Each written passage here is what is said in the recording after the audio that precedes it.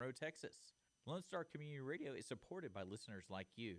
Donate and sponsor today. For more information on getting involved with Lone Star Community Radio, contact us at lscrstudios@gmail.com or visit us online at www.irlonestar.com.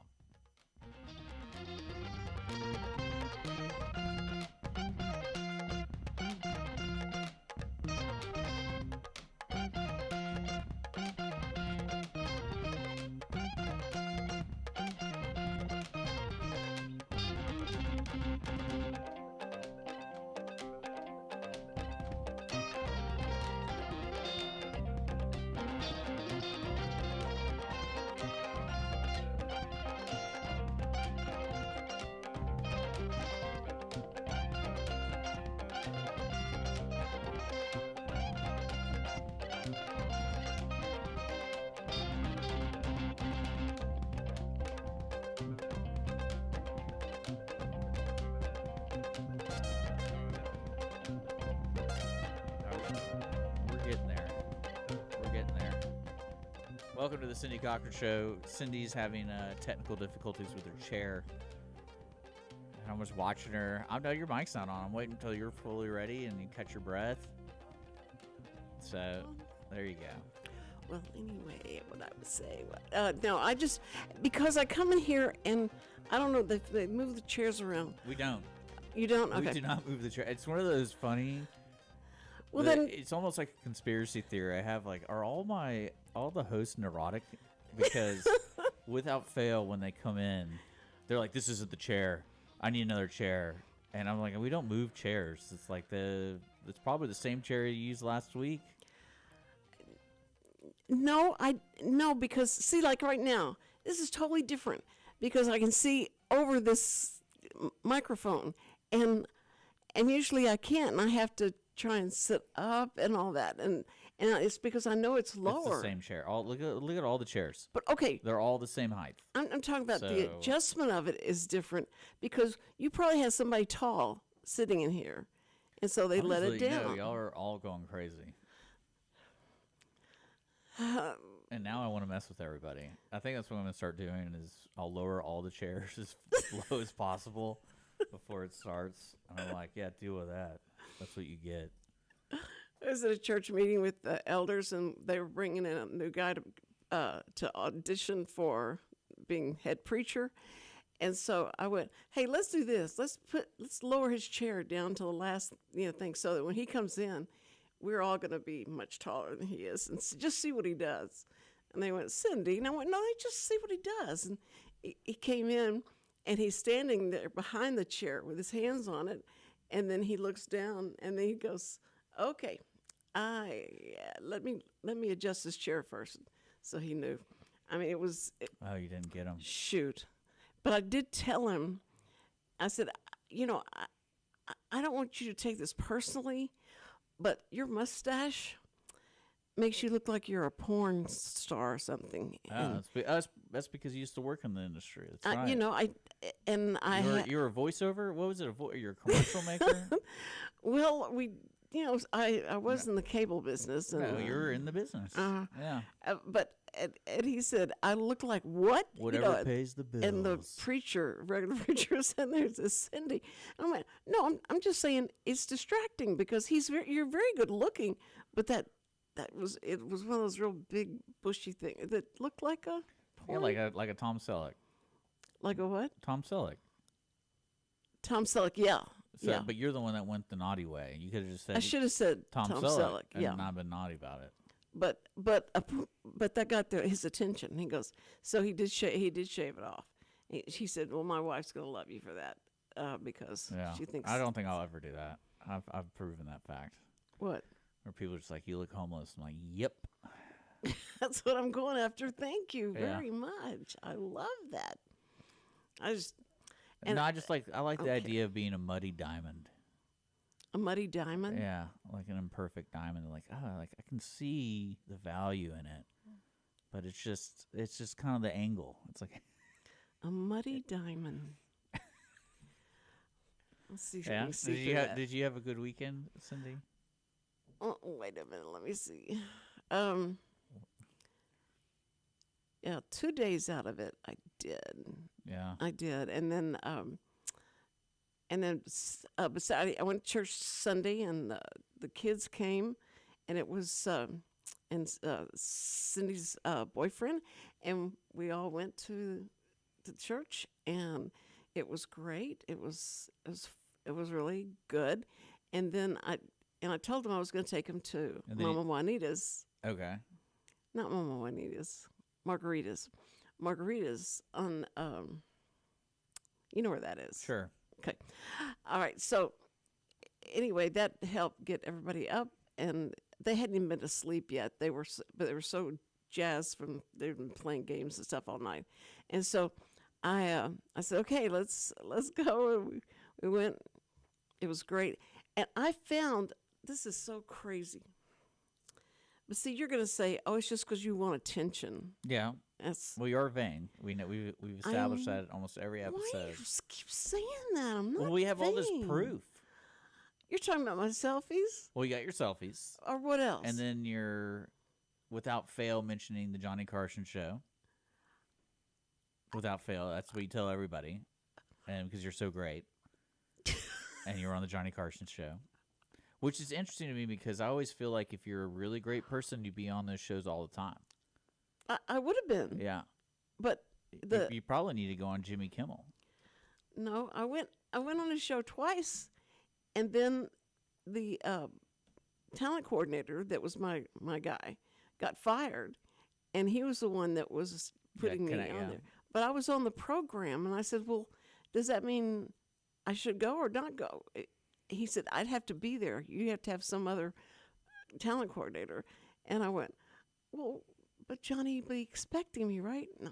Yeah, exactly. Anyway, so Yeah, the talent. Oh, no, I watched his shows. They had a bunch of his shows. It was just but mine one didn't come up there in that. rotation. No. Yeah, 'cause it's, So anyway, but he was so good. He was really so much better than the other guys, and he was so strict about you couldn't talk politics, no politics. what gets me about those shows, and I never fully understood that they weren't live, because they always say like, oh, the Late Late Show or the Tonight Show or whatever, but they're like filmed at like 2 p.m. Right. And In the I afternoon. always laugh about that. I'm like, why? Because just because the name says tonight, that means we have to air it tonight. Right. But it might even be that night. It might be like a Wednesday and you film it on a Monday. Unless he has something. I mean, they film, and then he has a stable of people that he calls like last minute if somebody drops out or Yeah. something, that he can call them to come But in. not even just him specifically. I meant like that's just that type of show. Yeah.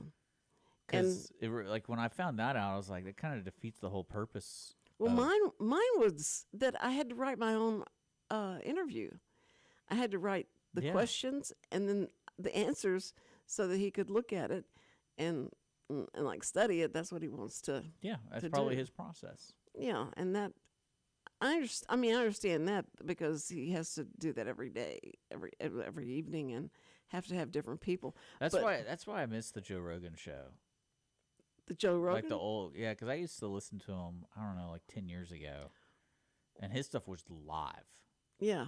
So whatever they were talking about was everyone was hearing. And it was hilarious. Well, they always But- have to have I didn't realize about the 7-second delay in Yeah, but that's for so like, that they can kill that's a for bad word. extreme, yeah, that's for extreme situations. It's not like they do it every time. Yeah, it's always on 7 seconds. No, I meant more of like they're doing it every show. They're like, oh, bleep, bleep, bleep, bleep, bleep. Yeah, So, but but yeah, I don't like the fact that they're not live. I think that's really stupid. well, they have so many people come out that they don't know if they're going to be drunk, high, Yeah. or what. Yeah, that's So they also have to who be you ready. invite. I mean, you've gone through that when you invite people on your show, which Cindy is looking for guests. So if you want to be a guest, Yeah, just reach out to the station at lscrstudios@gmail.com. That's Yeah, if you think you can- lscrstudios@gmail.com. if you think you can pass the drug test, come on down. It's fine. No, we had that problem a couple weeks ago with the band. And I was like, they got to be on something. This is too weird. The band. Yeah, they had to be.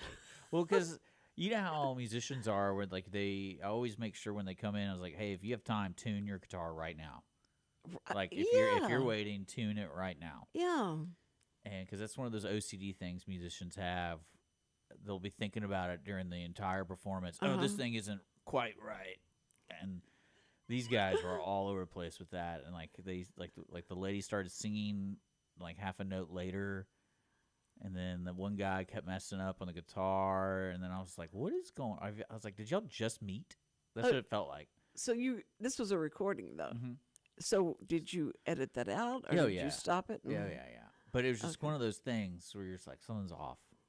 Something's off.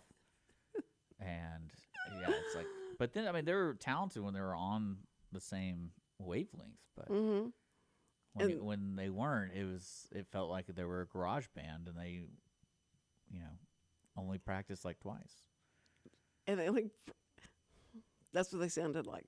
Well, yeah, you can imagine. What has happened to all the entertainers we had? Those young girls are like 16, and what's happened to them? Have they gone on to probably? I don't know. Bigger and better things. I hope so. Okay. Well, I mean, better than this. I mean, sure. But if they moved to Hollywood or stayed here, I have no idea.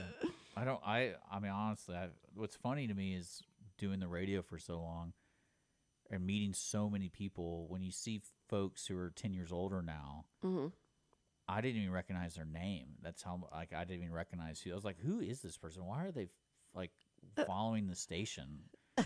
And then I'm like, who is this guy? Who's this girl? And then I type in the name, and I'm like, oh, she was a musician.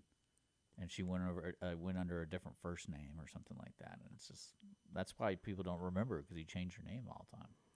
That's what I thought that was so stupid when I did this recording contract, and he said, you're going to have to change your name. And I said, yeah. To what? And they said, well, Robinson is like 3 syllables. So it's going to be like shortened. Robinson. Yeah.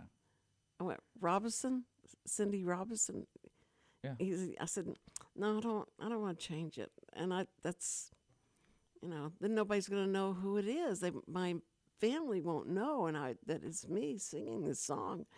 And that's the funniest thing, is that was such a big deal, like to change the name. And you look at a lot of artists' names now, I mean, except the ones that only have their one name, like Madonna or something. Yeah. But that where they get their name from. And I was watching a 1930s movie, and this guy called his friend Kid Rock, and I went, that's weird. They call him Kid Rock, and I wonder if that's where Kid Rock got his name from, because it was the 1930s Maybe, I don't know. guy, star. But anyway, so... You know what I love, though, is like athletes don't change their name. They don't? Most of the time, no. Because they always have I don't know if you watch any football, but that's probably one of the coolest things, is just seeing people's last names. And you're like, what? And that's, I mean, you talk about 4 syllables. I'm talking about like 8. Mm-hmm. And that's always the greatest. It's like, they clearly didn't want to change their name. So. But like Joe, what was his name? Joe, the football player. Frazier? Huh? Joe Paterno? No, Joe. There's a lot of Joes. You know that, right? No, but he was a quarterback, and he was Montana? Joe, and he got like how? I mean, the only famous Joe would be Joe Montana. No, are you kidding? Quarterback? Yeah. No, wait, and then he got Namath. Oh my goodness. Namath. I just know football. I don't really care about football. But I just know. You came up with a name. That's good. No, but he was. He was so I heard popular. something recently about him being the Jets quarterback. Yeah, and he was so popular. Everybody just loved him. And my in fact, I think my brother started playing because he wanted to be like Joe Namath because of how popular they were, and so that was a big deal. And when that happened to him, that was devastating. Like, and now they're going to try and put him into the Hall of Fame or bring him back. Maybe, I don't know. Bring back his name, put him in the Hall of Fame, because they thought he'd been punished enough. So I don't even know what he did. he bet on, it was a betting thing. Like, he bet against their team, his team or something. And that was the reason why, right? No, I don't think you're talking about the right person. Joe Namath? Yeah. No, I don't see anything about him cheating or... Yeah, there we go. Another Cindy.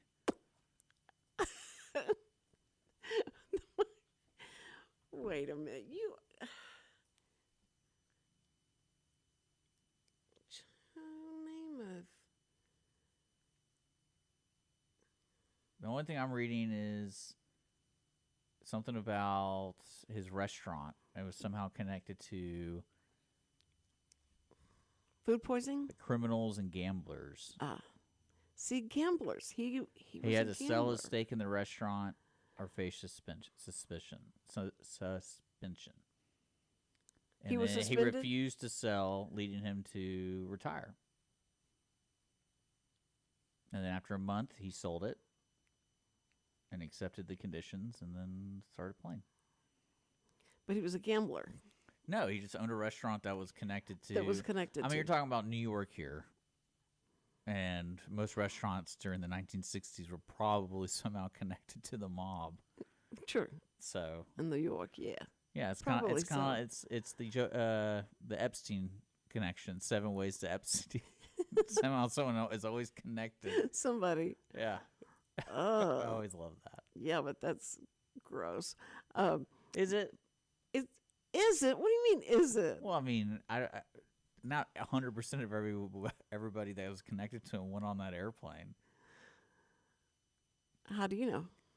How do you know? Well, how do you know? That's what I mean. How do you know? Because I always laugh. But the end result, I always told you whoever that. I always went. laugh about people asking about the Epstein list. And I'm sitting there going like, you know how funny it would be is if he was at some fundraiser for some, horrible disease, like the Stephen Hawking's kind of disease. And that's why Stephen Hawking's was like involved and all these other people who are wheelchair bound but they're on the list. But it's like, but it's kind of like, uh-oh, what do you do with that? Yeah, but maybe they just put names on there that they felt like. Well, that's what what I'm saying. It's like this list is a real list. Get money from them because we'll expose. No, I get the list. blackmail thing, but I meant more of like, what happens if you're just some poor sap who's just like, yeah, I hear this guy has money and we can use him for fundraising. I'll go to his party. Mm-hmm. And Yeah. I'm in a wheelchair. We need money. We need research. And then it's like 20 years later, you're on a list, by the way. What list? The Epstein list. What? Just because I went to that party? Yep. I am sure you missed the press conference that Pete Hegsmith. Oh, yeah, that was the military address? Yeah. Yeah, I know what you're talking about, but no, I didn't. My current favorite one was the auto pen picture. That was ridiculous. And then for some reason, that was so the funny. president likes posting like AI videos of like insane stuff. And I'm sitting there going like, this is so funny to me. Like, how does... No, but he threw such shade on fat people. It was just he'll probably get a lot. Well, you know that famous quote Donald Trump said about what? You never see skinny people drink Diet Coke. You never see skinny people Yeah. drink Diet Coke. and while he's drinking a Diet Coke. Yeah. So that's one of those things. Because you think if you drink that Diet Coke, it gives you I don't know. permission to eat anything you want to eat. I don't know, but again, this is who we're dealing with. So it's Well, I think. But the auto pen thing got me really good. And it was funny as Andrew and I were doing our show, and I looked up. I was like, how do auto pens really work? Mm-hmm. because everyone kept saying it, and I go, that doesn't really make a lot of sense. Is it something like on like a PDF where you know, like when you sign legal documents now, you just type in your name and somehow it's like, that's your signature, and it looks nothing like your signature. Right. But no, they make a legit machine that copies. That's a box, and it has an arm, a mechanical arm that you put a pin in, and it will trace whatever. What's on this end? Like it has. It's just a box. Just imagine a box that has like a little contraption in front of it that has a little arm that you put a pin in, and then it just goes. It's like basically a printer, right? Like a fancy printer. Okay, so how's the arm of the pen fed the right way to do it? Well, it's just digital. It's probably digitally. They probably put it in saying like, this is what his signature looks like, and then it copied like it's a carbon copy. It's pretty crazy. And then when I saw that, I go, why do people question signature authentication after I see this robot do it absolutely perfectly? Because all of the I mean, I can buy it. I can buy that machine. Oh, yeah. And I can be like, well, let me photocopy Cindy's signature, feed it into the machine. Now I got her signature. See, if I'd only known that for when I was back in the day. And that's when you learn. I also learned that's like when I first learned that fingerprints aren't always 100%. Why? Who told you that? That's what I read about certain court cases. They're trying to use like fingerprints, mm-hmm. and they're basically arguing they're not 100%. And since they're not 100%, you cannot, without a reasonable doubt, count this guy as guilty. And they've won several cases with that. Really? Because they had to get experts saying like you could say 99.9, but if it's 0.01 without a reasonable doubt, mm-hmm. that's the whole point of our justice system is without a reasonable doubt they have to be guilty. Was he a twin? No, I don't remember the specifics of the case, but I was just like, you know what? I guess you can just argue about anything. It's true, but the auto pin thing was funny to me because like the thing that I liked about this machine was you had to manually feed it. Yes. There wasn't like an auto feed function on it. So some poor sap had to sit there and put a piece of paper underneath every signature. Well, that's why they finally got, his real signature, and they would look at it and like right before he left the office or something, he signed something, and then they start comparing it to and we're going like, that's not his signature. But it didn't need to be. They have the auto pen. Do you sign your name like? Does it look the same every time you sign? Sometimes. Just depends how much of a hurry I'm in and the surface and the kind of pen and if I'm doing my full name. Because that's what I learned about checks. Because when you sign your check, you got to sign it the way it was written. Because some people write checks like Richard Schisler. Some people write Dick Schisler the fourth. And then some, so you have to sign it that way, how it's written on the check. Right.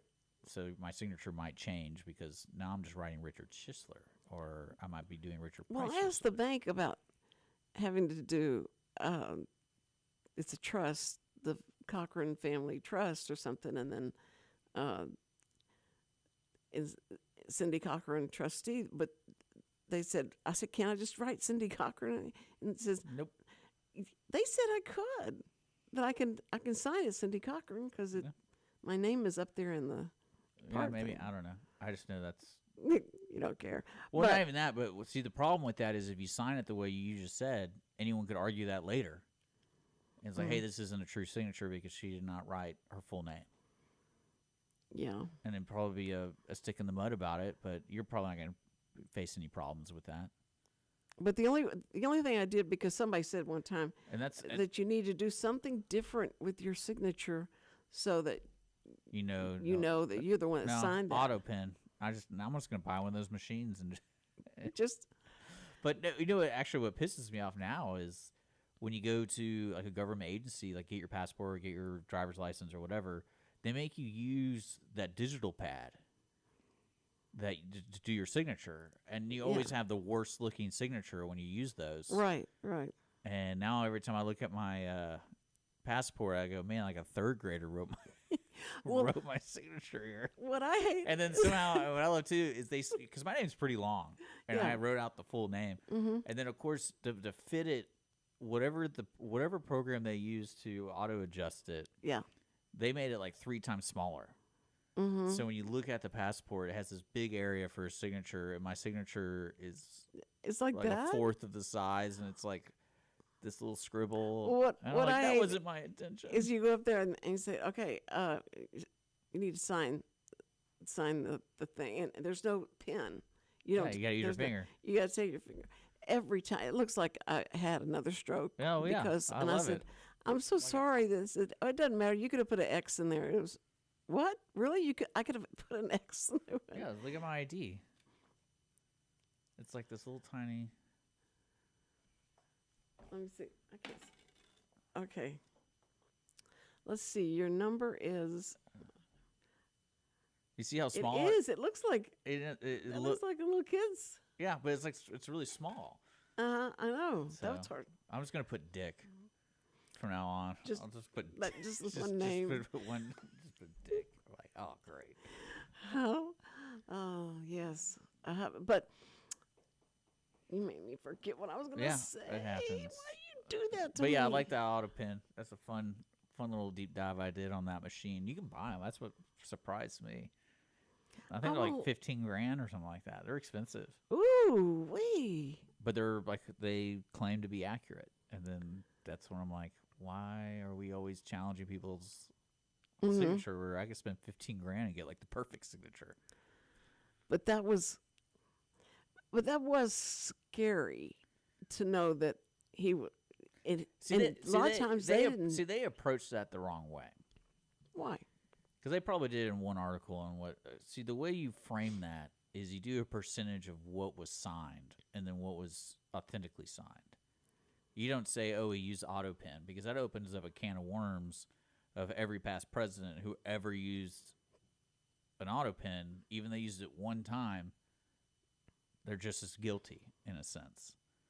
And as long as the railing on the thing to keep it okay is it's just like sending out birthday cards or sending out that kind of stuff. But people's perception of the story is, oh, he didn't sign anything, he just used auto pen. But if they used actual percentages, like, oh, did you know 80% of everything he signed was not him?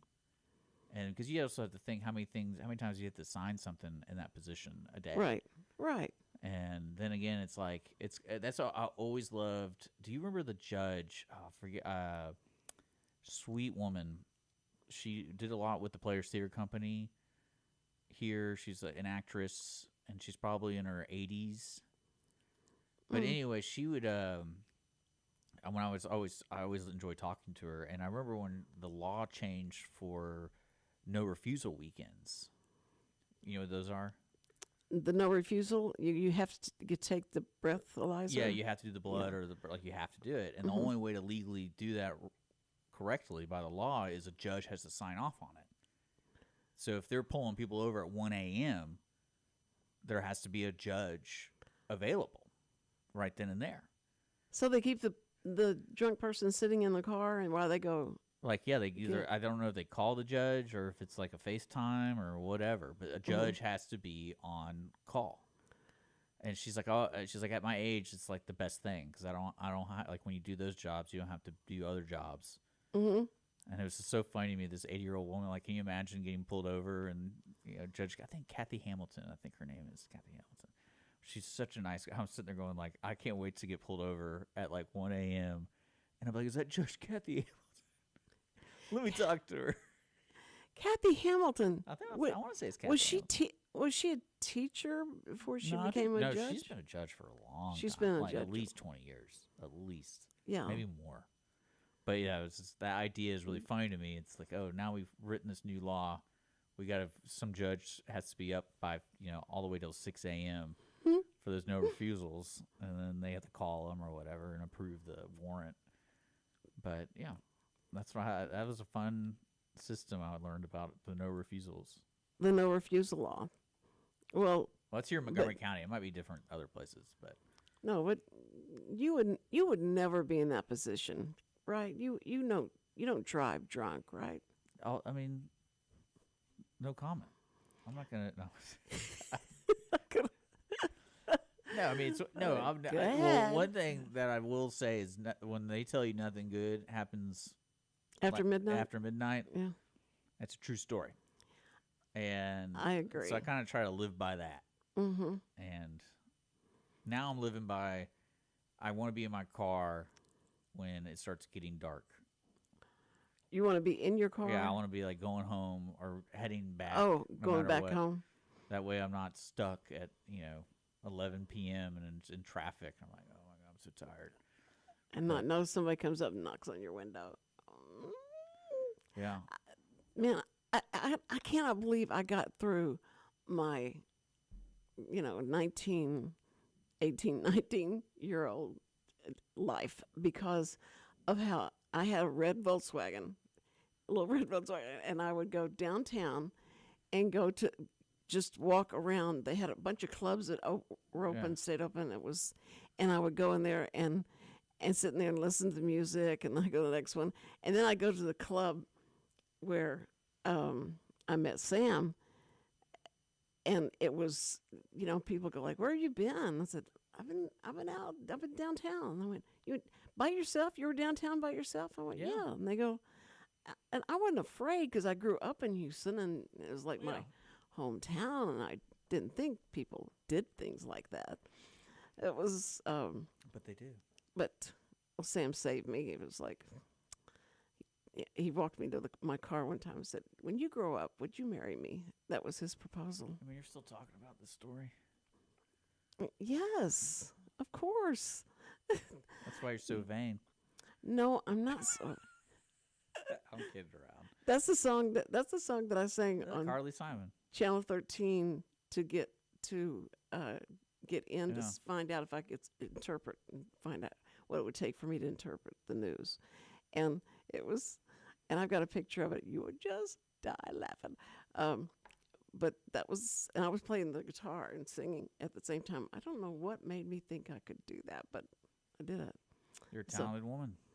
No, just very confident that it'll be okay. Everything's going to be okay. And Yeah. no, well, because you have to kind of detach yourself whenever you're trying to get something done. Like I was trying to get sign language on TV with the news, and so you have to, make yourself available and be able to say, "I can do this. Whatever you want me to do, I can do it. No problem." And they go like it. Okay, now but what's his face? Here we go. Why is it? I can't. No, the guy that was on Channel 13 that found out what everybody did wrong, and he busted the prostitute house. Marvin Zindler. Marvin Zindler. Yes, yeah. I got. The you mean the I had to chicken process. ranch? Yes, and and he's, and I don't know why I brought him up. Anyway, he was saying. I remember watching that movie, and Dolly Parton's, who was her boyfriend at the time in the movie, he was the sheriff. What's his name? Not Burt Reynolds. Burt Reynolds. It was Burt Reynolds. Was it Burt Reynolds? Uh-huh. And I remember watching that. I was like, that's not a good look. That's what? I go, that's not a good look. What? Like being the sheriff, hanging out with the madam of the house. And all that stuff was true. Oh, I know. But it's just kind of like, where's the common sense here, guy? Mm-hmm. Like, come on now. You know, it's funny. I sent an article. You're going to love this. Because it's about illegal immigration and people getting arrested. And so I was reading this article, and I sent it to Andrew immediately because the story is wild. So this guy's like 24, I think, either 21 or 24. Mm-hmm. He has a baby mama, right? Well, he somehow, for some reason, I don't understand why, he's like, oh, I want to go back to high school. So like the town over, he somehow convinced the local city that he's, an immigrant, and he's trying to go back to school. So he goes through the whole program where he gets like a foster home. And he starts going to school for like a year. And the only reason he got caught was the baby mama called the house and was looking for him. Was he supposed to be watching the baby? I don't know.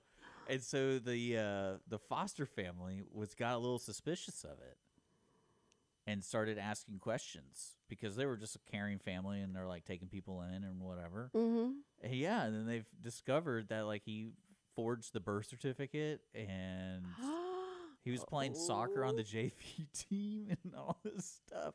Oh. And then even his baby mama, it might have been his wife, but his baby mama had no idea. She's like, I thought he was working. Like he'd work over next town. And the guy's going to high school. Oh. And what did he ever?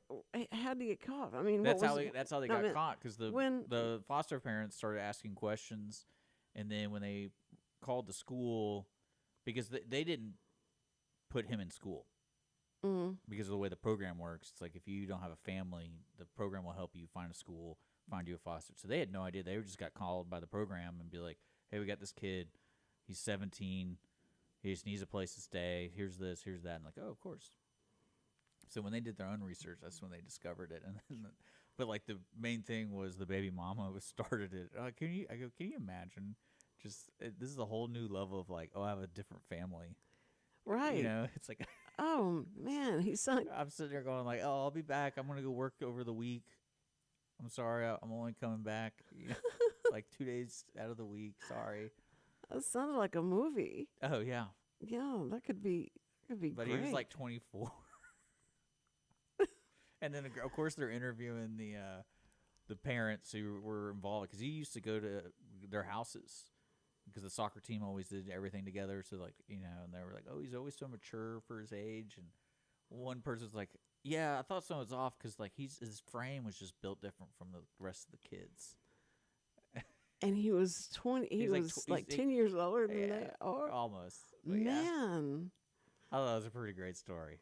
That is good. But he's being deported. Well, so they're taking the family away again. They're dividing. I don't know how it's. Well, the Trent de Alagua, I cannot say that the Venezuelan group, and they went in and found them in a they're trying to take over a hotel somewhere, and so the ICE came in, and they have all these people protesting, and they're trying to get these guys out of the hotel. I feel so bad for them. It's gotten so scary. That's one thing I love all about the internet. And you post all those ICE arresting videos, and every time I see one, I'm like, this is just not a good look, guys. Even if you're doing what's right, it's just not a good look.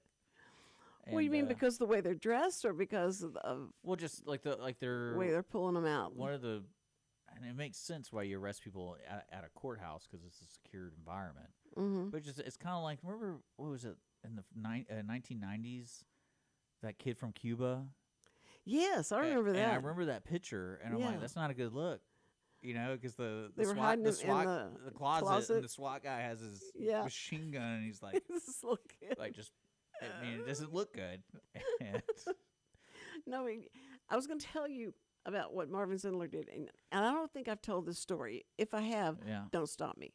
But Marvin Zindler was got a hold of some information about this house, and he goes down there and he finds out that this house is prostitution. And talking about the chicken ranch, right? Yeah. Okay.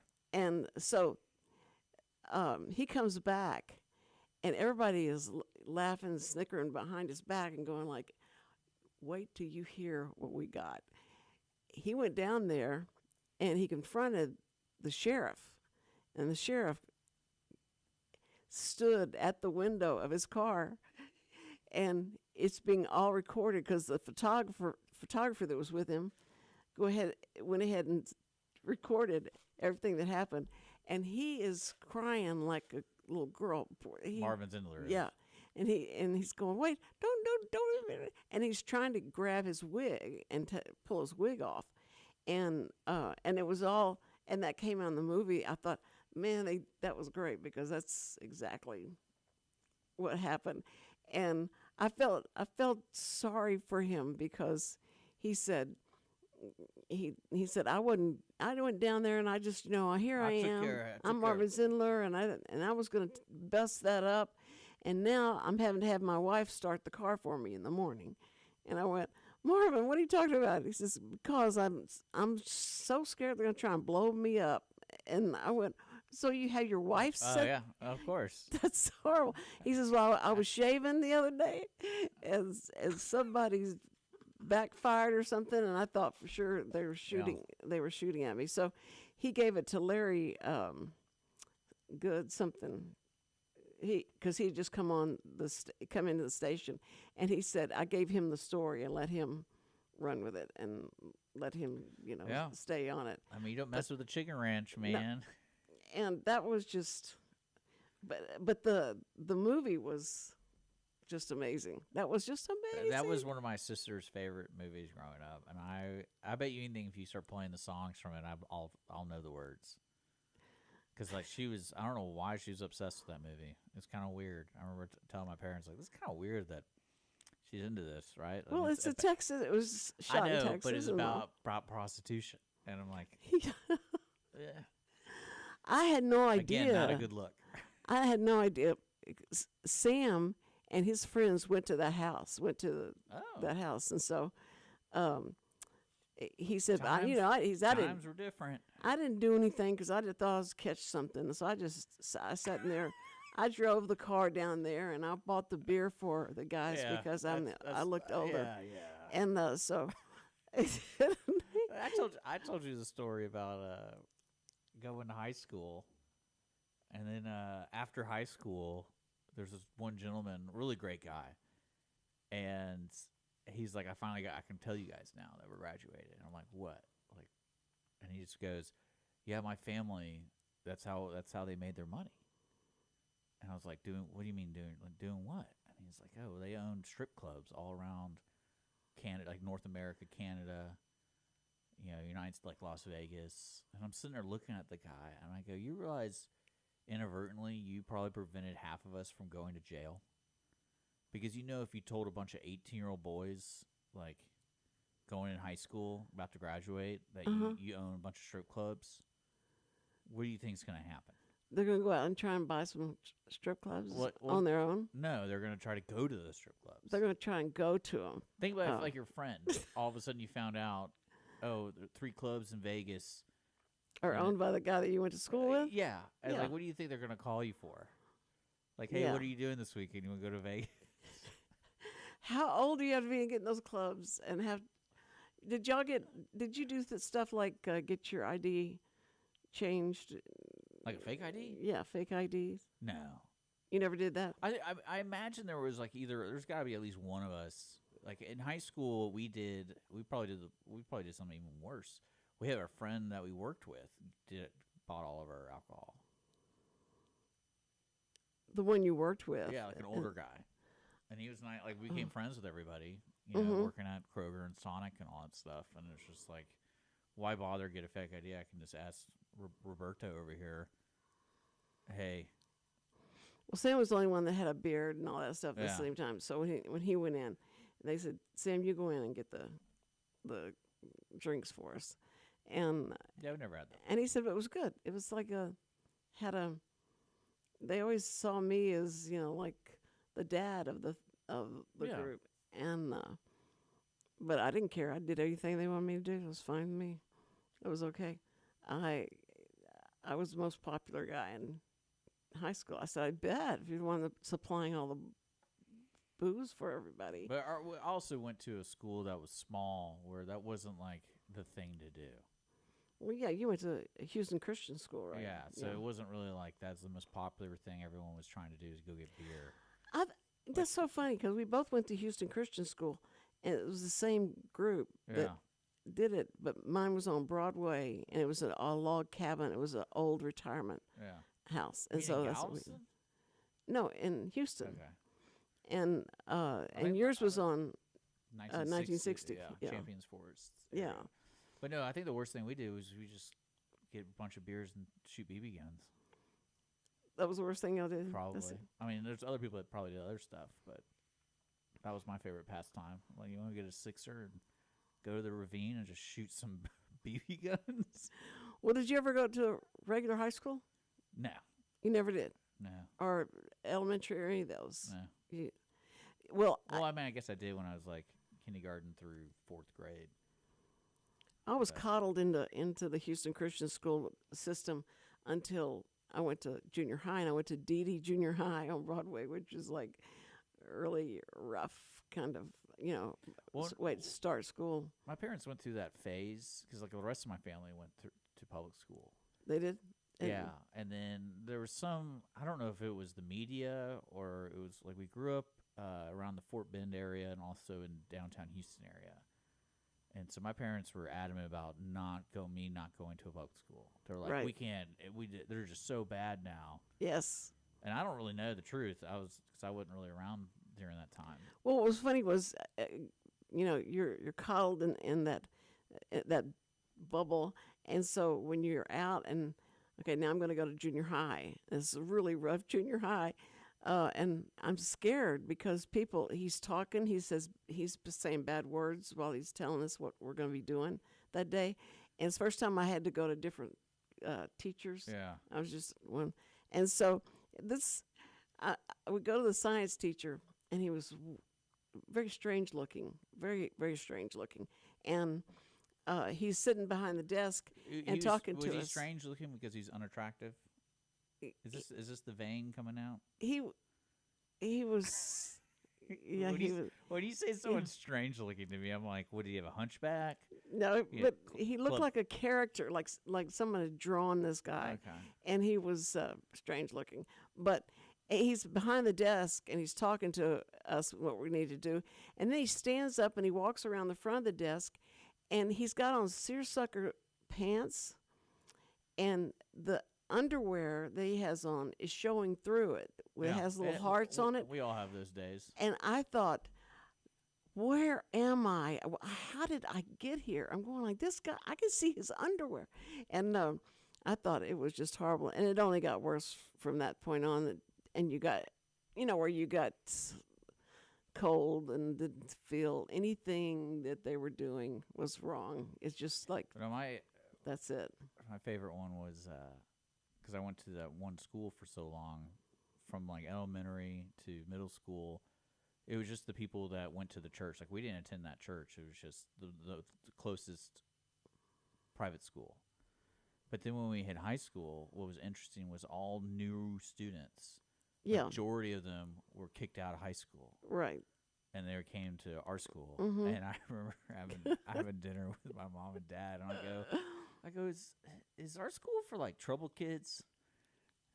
And because I can see my parents not telling me I'm troubled or something. It's like everyone that's new to our school is like definitely gotten kicked out of their high school. Yeah. And to get kicked out of high school, you got to do something pretty bad. Right, that's right. That's right. Or they need to be in a better environment, that kind of thing. And I was just like, for a little bit, I was like, yeah, this is like a school for troubled kids. Like, I'm hanging out with all these, these bad kids. But what I found out later is because they wanted to start a football program and to get. Oh, so they got all the rough kids? Well, because if you Start. took our class and tried to put them on the football team, it would be terrible. It was first. But I want to, sorry to interrupt you, though, because we got to get going. Oh, I'm sorry. I want to remind folks tomorrow. Oh, tomorrow, yeah. Sorry. Yeah, Cindy has a guest tomorrow. And Okay, finally. and it's going to be the folks from the American Legion Post in Willis, so it's a different post. But they have the good food. Well, they're having a cook-off on the 18th. Yeah, and So- she just said you got to go to Willis and their event because they've got the best food. So made me Sure. kind of. That's what they said. Well, I mean, I can understand that. That's where Yeah, we have Kimberly from the Post 618. it's going to be Kimberly. Yeah. Nobody else. No, Cindy. Oh. Well, I like when they have two people, and you can Well, Kimberly, if you're listening, bring someone else because Cindy's lonely. or food. Bring food She or need- somebody else. See, again, this cook-off is on the 18th. Why would they bring food? Surely somebody can do a taste. Have you ever been to a cook-off? I went with you. Yeah. So Yeah. you know they're making it that day because they want to make it the best kind I of food. understand, but just a sample of what Do is you think to Kimberly? look forward to. Do you think Kimberly's going to be cooking that day? Well, I thought maybe they're she might. hosting the event. She could stop at Spring Creek for all I care and bring something. Okay, up now there. we're getting to the root. This is how vain you are. I get it. Because You're the talent. But, Yeah. But yeah, so we got to wrap it up. Say goodbye. Okay. Listen, be sure and be here tomorrow, and we have more fun and things that you learn on this show. Ask Me Anything. First responders, we love you. We are so enamored by the fact that you run into some danger, we run away, and you're our heroes. So thank you, first responders, and listen, call somebody you love or that you don't love. That'd make it even better, okay? All right. See you tomorrow. Bye-bye.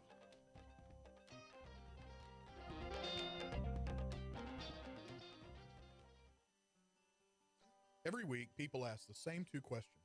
Are they ready to retire? Will their savings last for their lifetimes? Hi, this is Chris Wootton with Wootton Financial Group. Our firm has been in Montgomery County for decades, but the hopes and dreams of the people we serve never change. We help answer these two questions and many more that people have about their uncertain financial future. We have a simple introductory client experience that allows us to get to know the client and includes a few meetings for the client to kick the tires at no charge. We provide a concise, one-page summary that helps the client get a better handle on which questions are the right questions for them. To learn more about Wootton Financial Group's process in helping their clients to a clearer financial future and to see their contact information, visit Cindy Cochran's show page on irlonestar.com/TCCS. Wootton Financial Group is a proud sponsor of the Cindy Cochran Show. Wootton Financial Group is available by phone at 936-449-5952 or visit them on the web at www.woottonfinancial.com. That's www.woottonfinancial.com. This program is sponsored by the Wootton Financial Group. It is not the intent of Wootton Financial Group to render or offer personalized investment advice or financial planning advice through this radio program or any related website. Wootton Financial Group's participation in this program is limited to providing general information on financial matters and should not be construed as financial recommendation or investment advice. Investment advisory services are offered through Game Plan Advisors, Inc., a registered investment advisor registered with the Securities and Exchange Commission and the state of Texas. Insurance services are offered through Wootton Financial Group, Inc. Game Plan Advisors and Wootton Financial Group, Inc. are affiliated through common ownership, and neither firm is affiliated with The Cindy Cochran Show. No listener should assume that any information presented and or made available on this program serves as the receipt of or a substitute for personalized individual advice from Game Plan Advisors, Wootton Financial Group, or any of their representatives. Are you interested in learning more about preparing quick, healthy, and safe meals for your family? Would you like to spend time with others learning tips and tricks, along with practicing and tasting nutritious food? If so, the On the Road to Healthy Living